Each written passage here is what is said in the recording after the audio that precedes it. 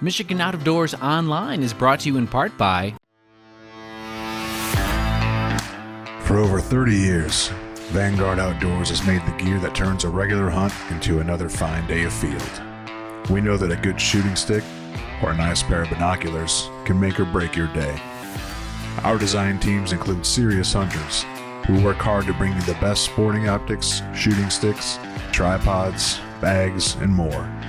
We are Vanguard Outdoors. Hello everyone, welcome to Michigan Out of Doors. We have a brand new show headed your way this week and it's pretty interesting. Jimmy was recently able to sit down with the Michigan DNR Deer Specialist to talk about all things deer here in Michigan, including some of the hot topics on managing our whitetail population here in the state. You won't want to miss that, so make sure you stay tuned. I'm Jenny Silek and it's time for Michigan Out of Doors. From the first spring rains to the soft summer breeze, dancing on the pine forest floor, the autumn colors catch your eyes. Here come the crystal winter skies. It's Michigan, Michigan out of doors. What a beautiful day in the woods. Someday our children all will see this is their finest legacy, the wonder and the love of Michigan. As the wind comes whispering through the trees, the sweet smell of nature's in the air. From the Great Lakes to the quiet stream, shining like a sportsman's dream, it's a love of Michigan we all share. Michigan Out of Doors is presented by Country Smokehouse, a sportsman's destination since 1988, featuring varieties of homemade sausage, jerky, brats, and gourmet entrees. Holiday gift boxes can be assembled in-store or online. Details at countrysmokehouse.com. By Angler Quest Pontoons, offering fishing pontoons designed by anglers for anglers. Angler Quest pontoons are built with a multifunctional layout to support a variety of fishing adventures. Learn more at anglerquestpontoons.com.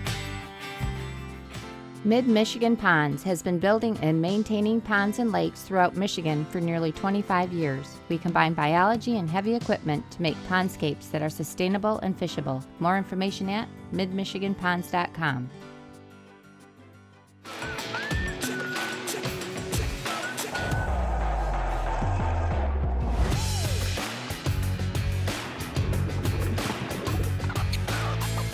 Jay's Sporting Goods. Trust the tradition.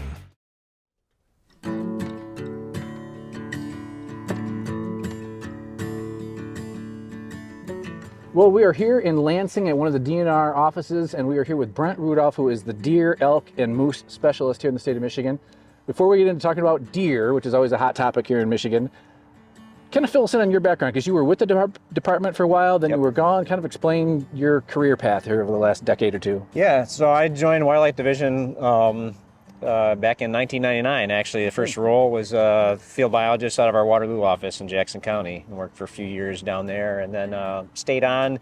Most of my prior years with the department were as a deer research specialist, which involved a couple different office locations as the housing of that place moved around. But then in 2017, I left and moved into nonprofit work, was with Rough Grouse Society, American Woodcock Society for about 4 years. Still living here in Michigan, but was a national role with a lot more travel and moving around places. And then after that, shift to Pheasants Forever and Quail Forever for the same, about 4 years, working from home, but traveling around. And then just in July, I returned to the department now, focusing on the management side, on our regulations development and working through the Natural Resources Commission and deer advisory teams and other things on all things deer, elk, and moose. Okay. So you must be kind of a glutton for punishment to come back to this job. I mean, it seems like, I don't know, but maybe... What better job could there be than to help? What percentage of people do you talk with that are happy with the state of the deer population in Michigan? Well, I don't run statistics on that, Jimmy, but yeah, I mean, as you might expect, you tend to hear from people that have concerns or problems or, you know, critiques, which is fine. That all, that goes with the job, and whether you're happy, whether you're angry, whether you just have observations, we obviously want to be here and responsive to and hearing from and learning from the public in the process as well. So. Yeah. So walk me through a little bit, just this past deer season, kind of big picture. How did we do? How did it measure up to seasons the last couple of years? Just kind of give me the 10,000 foot view. Yeah, so we take a look at things. When we started heading into the season and looking at what to expect, obviously a couple things we look at is what are we going to anticipate for participation. What we saw for this year is we sold just a few more kill tags or licenses to just a few less individuals overall. So pretty similar. It was like within less than 1% difference in terms of, and those are real numbers right in the retail sales system. So, so we started off with looking at participation should be pretty similar, about the same number of licenses, about the same number of hunters. Getting rolling, as you know, hunting starts early in September and other things, and some of the warm weather kept things a little bit slower. Not that those are big parts of the overall contribution to the harvest. And then the big thing, obviously, is always breaking down firearm season. That's a big season for us. Opening day of firearm season, about 30% of all the deer that die in firearm season hit the ground on opening day. 30%? Yeah, which we have more information now than I used to have about that with our reporting, the mandatory reporting, that then can be almost kind of a real-time tracking, recognizing there's some lag in that to see how that plays out. So that's a different world than what you were used to before. Yeah, that's all. And that 8-year, window of time I was away, having the mandatory reporting come online here just within the last few years was new. It was an active thing we often had debates about regarding male harvest survey versus reports and what's a better or worse way to monitor, harvest. So very familiar with all the ins and outs. But the system itself and seeing how that information is coming in from a deer manager standpoint was new to me. And so the overall take was about as expected? Or so overall take was down a little bit this year. The opening day was off in all three of our regions, Upper Peninsula, Northern Lower, and Southern Lower by a little bit. In Southern Michigan, harvest picked up later into firearm season, and we picked up to where we're pretty similar to where we were a similar time last year in the region, as a whole. In the Upper Peninsula, of course, then before Thanksgiving was when one of the first larger snowstorms and stuff kicked in. So firearm take in the UP was down compared to last year. And that's not a big surprise. Last year's take was up a fair bit from the year before. And it's not uncommon. We see those swings one way and then another. I think a large part of what we saw in the UP, some people seeing fewer deer or less activity, but probably more so in terms of the hunting conditions not being amenable to keeping the harvest up to the level that it had been the year before. Northern Lower Peninsula, we knew one of the things heading in was the substantial ice storm from last winter having an impact, probably not on deer, but on hunters' access, on your ability to get places, or locally on, deer always used to be through here. They're not. I mean, there's still a lot of places that are affected by all of that. And so fewer deer seen, fewer deer taken, probably because of that. But we probably have some areas in the Northern Lower Peninsula where numbers overall of deer are down a little bit, as well. So, I mean, it seems like we have three distinct regions here in the state, the UP, Northern Lower, Southern Lower. Is it feasible to have regulations that kind of can cover all those? I mean, it just seems like there's such different entities. Have they ever thought about breaking those apart and having separate? Sure. Yeah. I mean, obviously we do have some distinctions. The way Antlerless licenses are allocated and used is very different in the UP. For the Lower Peninsula, it's pretty much very consistent. Now, again, that's more of a change from the time when I was here previously and having the universal Antlerless deer licenses. Yeah. And quite frankly, that is a point that some folks are concerned about. The accessibility, availability to buy and use those licenses. But from the other side, there's something to be said too for reducing complexity of rules and regulations. So the benefit of saying, if you're open to taking Antlerless deer, the licenses are there, purchase them and make use of them. And quite frankly, what we've seen is making the shift from individual deer management units, individual quotas for each of those units to having a relatively open accessibility. Antlerless harvest has not changed substantially with that shift. So we want to be responsive and see how deer populations are doing different things in different areas. It's difficult to track, but we want to be accountable to do that. But we also want to make things as simple as possible for hunters to get licenses and get out and enjoy themselves and participate. Now, it seems like the department has really been pushing more of the doe harvest. Is that accurate or not accurate, or is that something you guys are kind of pushing people to shoot more does? Yeah, it is. And again, it's an area so a lot of folks could look at. I mean, right now you can go from the current season that we're winding down, you could go buy 10 universal antlerless deer licenses over the counter in some portions of the Upper Peninsula, the southern, south central area, and in all the Lower Peninsula. Then you could go out and use those wherever you wanted. And people run numbers on, well, how many hunters do we have? And 10 licenses per hunter. And you mean if every hunter in Michigan bought 10 licenses and they all went and filled them, like we'd decimate our deer herd, right? And that's true.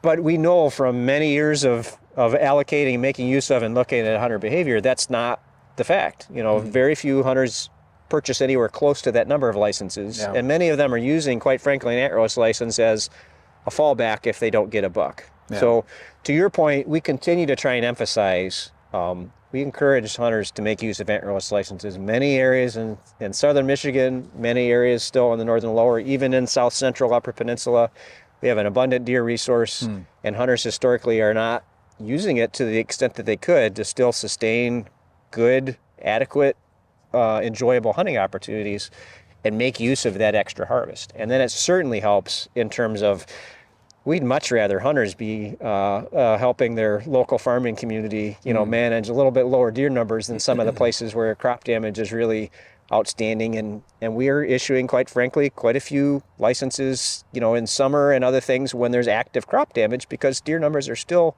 really high in many of those communities, right? So overall, it'd be a lot better for hunters in many of those places to be part of the management solution and become a recreational opportunity and a chance for another deer to take home and share with their friends and family, than to have other people need to resort to taking them, out of season because the level of damage is so high.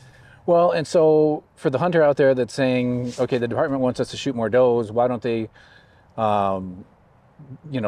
give out free doe tags, or could you get a, a 1 buck tag with a free doe tag? I mean, as you look at some of the current regulations, are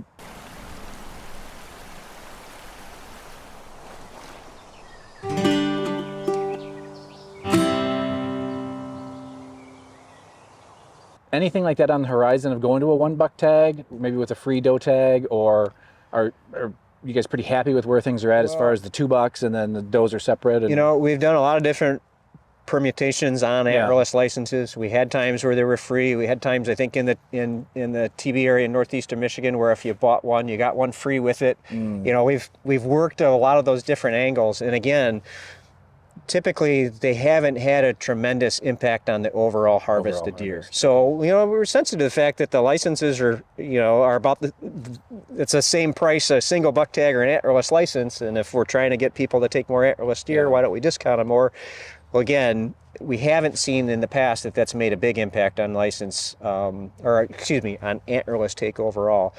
To the point on 1 buck limit or on other flexibilities, again, there's also lots of additional options now for using a combination license tag for antlerless deer in certain seasons and regions. So again, there is that flexibility, and with our reporting system, we know, I think it's 20% or less of combination licenses are used to tag an antlerless deer.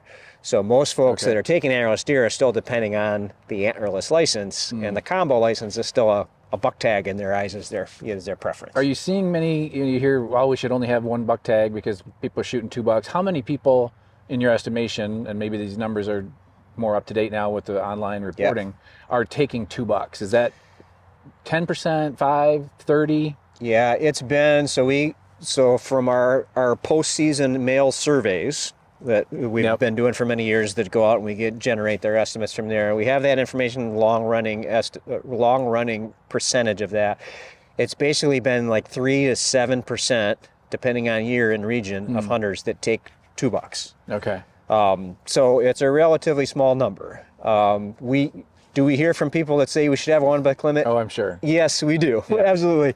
And we try and engage, and we've done a variety of ways, through variety of ways on public input and working with our deer advisory teams that we have now, and surveys and other things to look at hunter preferences of those things. The biological impact to go directly to a 1 buck limit in Michigan would be pretty minor given that number of deer that we say is that second license. Now, if people are restricted to 1 deer, would they wait a little longer on what antlered buck they took? Maybe so. You'd think, yeah. Would they be more likely to take an antlerless deer? Maybe so. But we also know there's a lot of other things hunters are balancing in the process. And I'd add to that would be a pretty big change. Probably also seeing the impact. It's not something we'd be likely seeing in a year or two, right? Hunters going out, and not everybody hunts every year, being faced with the first time of, I've only got one buck tag now. What do I want to do with it, right? That idea might evolve over time. So get back around to the basic question. We don't see that there'd be a dramatic immediate impact from shifting to a 1 buck license in terms of the overall composition of harvest. But it might lead to bigger changes over time as hunters kind of contend with that if it became kind of a new reality. That would be something that you would have to propose to the NRC and they would make that change, or is that could you decide that on your own? Or the most direct way to do that would be through legislation, through license package. We have licenses that define what we can sell and what is available for hunters to use. And quite frankly, as you look at it, there's a little discrepancy of, is that something we could not allow someone to use a license when in law it says we have a license defined as good for 2 deer. So yeah, it's at a minimum, it's not something I make the decision about. It's something we work through the Natural Resources Commission on.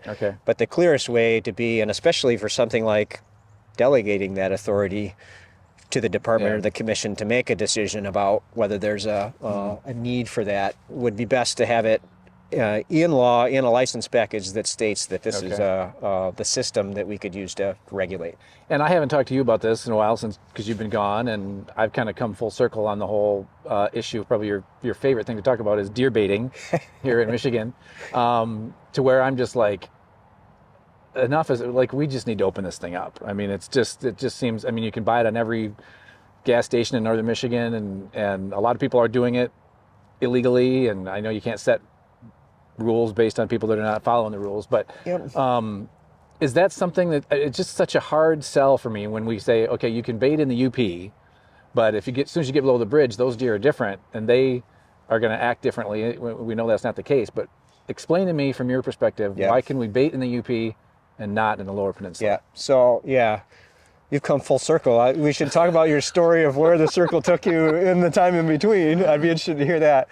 But the bottom line is, you say we can't set things based on people, not following the law or not complying. And obviously, in some level, you're right. We can see over the stairwell as you came in, the big buckheads on the wall that people took not following the rules, and they paid the price. And we need people to abide by regulations, right?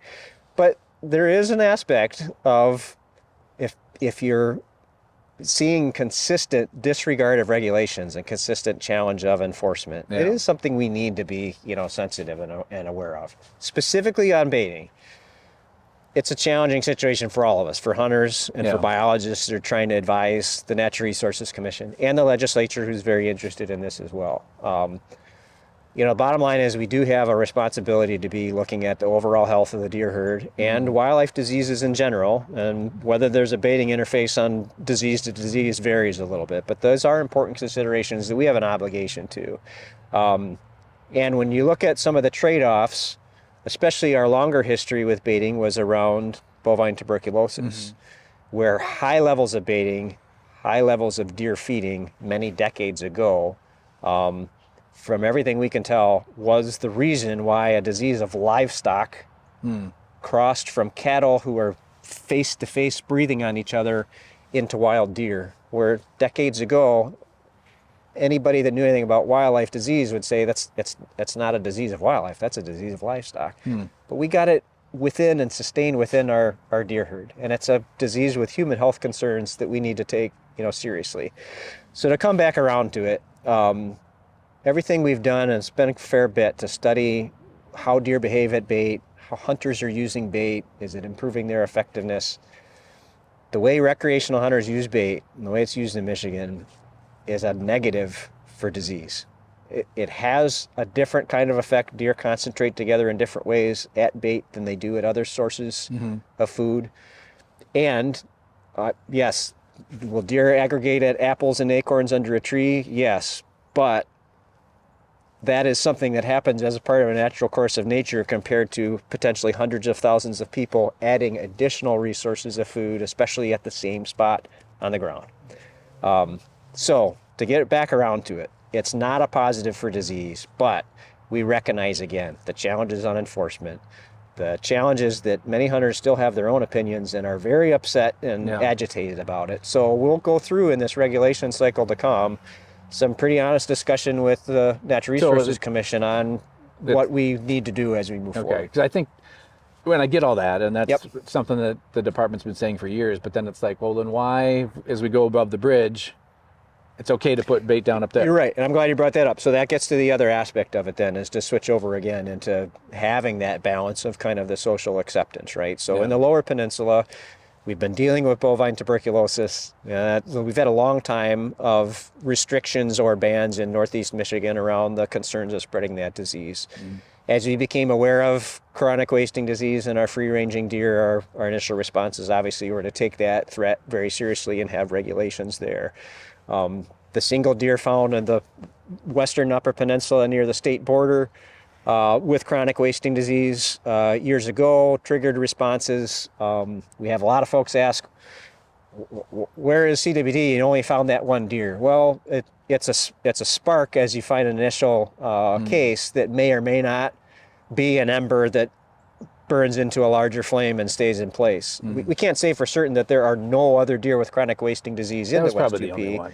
But, from natural mortality, other things that happen, deer movements and other things, it's also possible that it pops up and it is not sustained and it's not continuing to be an issue. So that's really one of the things of a concession to looking at the challenges and issues of hunting in the Upper Peninsula being a little bit different than the Lower Peninsula, not having as long of a history, certainly on the tuberculosis side. Not that we don't care about tuberculosis in the Upper Peninsula, but we know it's sustained within the deer herd is only in the northeast Lower Peninsula. And so that really was one of the concessions made to say there's a pretty strong demarcation between a lot of the other things we see happening in the Lower Peninsula. So it's continued to be available. And let's just kind of wrap things up here with antler point restrictions, that northwest part of the lower, when that first went in there, those people fought tooth and nail. They didn't want that. Now it's been implemented for quite some time and people love it up there and they're seeing bigger, better bucks. Is that something that the state is considering, like maybe open that up Lower Peninsula wide, maybe changing some stuff? Where are we at with antler point restrictions? Yeah, I mean, Michigan's had a long history. A lot of my earlier years with the division and department on the research side was looking at antler point restrictions, and we had a process for proposing them and so forth. I mean, it's always on our radar. It's obviously a recognized aspect of deer regulations. Some states have put them in place in broad areas and removed them and kept them in place, etc. We'll continue again to look at what proportion of deer would be protected under various antler point restrictions. Personally, the other thing I have seen is we had a very strong period in Michigan with seeing deer management cooperatives really take hold with local hunters and landowners and farmers getting together and having their conversations to create voluntary rules around what they're going to do. And the bottom line is an antler point restriction is a relatively crude tool to protect a certain portion, mostly of 1.5-year-old bucks, without having a very advanced point restriction that's going to leave a lot of deer unavailable to them. So to your point, where they've been in place in different places in Michigan, you kind of bump the yardstick up where a lot of our history, quite frankly, is the most common deer that goes home is a yearling buck, right? The individual category. It's bumped it up to where the most common deer is a 2.5 or 3.5-year-old, buck. You're sneaking a few more into a little bit higher ranges. But for the most part, I'd say even in the Northwest, where people are really seeing bigger responses, is probably adding on to that their own distinction of, I made it to 2.5. Maybe I'll let them go, for another year or another year. And so that's the other thing we really want to do. We've had discussions with our field personnel here is look at how we can also be supportive for people getting together and making informed decisions about how they want to manage harvest in their local area. Because if you really want mature bucks, you're going to have to make decisions about taking up another notch than simply counting the number of points out of sight and then pulling the trigger. And there's some examples in places that have been very successful with that in Michigan, and it'd be nice to have hunters feel they've got an option for doing that and getting support from the department in ways to make that a feasible way to see a change in their local activities. But big picture wise, the department's fairly happy with the harvest from this past year, about what you expected, a little lower maybe than you thought, but kind of just big picture again, just at the end. No big shocks. Again, seeing down a little bit overall, and that'll probably carry through. I think in southern Michigan, we're going to be probably pretty close. We didn't talk much about epizootic hemorrhagic disease. That's another thing, disease, not a bait-related one, but another one that pops up. You get a lot of indication again that it can have a really dramatic localized effect. So in places that did have an impact, but what we see as the region as a whole is that harvest remained, relatively healthy there as well. And we're just about done with deer hunting now, so we'll get some final numbers to you eventually. Seems like you can hunt half the year anymore, but did you get out and do any hunting yourself this year? I did a little bit, not as much as I would like, and that's almost always the story, but transitioning to the new job and other things is taking a little bit of extra time. Well, thanks for your time. Good to see you. Thanks for having me on. Thank you. Always good chatting with you. Well, how the DNR manages our deer herd is always a hot topic, and most of us hunters have things we would love to see changed. Stay tuned to our website and social media outlets, as we did ask Brent a lot of questions that you sent us for him to answer. Michigan Out of Doors is presented by Get away from it all to your own place. With Greenstone's recreational land loans, we'll help you finance acreage of any size so you can own your own place in the great outdoors. Greenstone. by Great Lakes Firearms and Ammunition, a family-owned and operated firearm manufacturer in Sparta, Michigan, offering a wide variety of calibers and colors, backed by a lifetime warranty. More information available at glfallc.com. By Saab, providing defense and civil security products and services for over 85 years and now part of the Grayling community with our new advanced munitions facility. Career opportunities are available. More information at saabinc.com. By Showspan, producing consumer shows including Outdoorama at Novi's Suburban Collection Showplace. The show features tackle, trips, boats, outfitters, the trout pond, and of course, Big Buck Night. That's Outdoorama in Novi. Closed captioning brought to you by Double D Ranch Foundation, a nonprofit 501c3 foundation working to make hunting and fishing accessible for those with disabilities.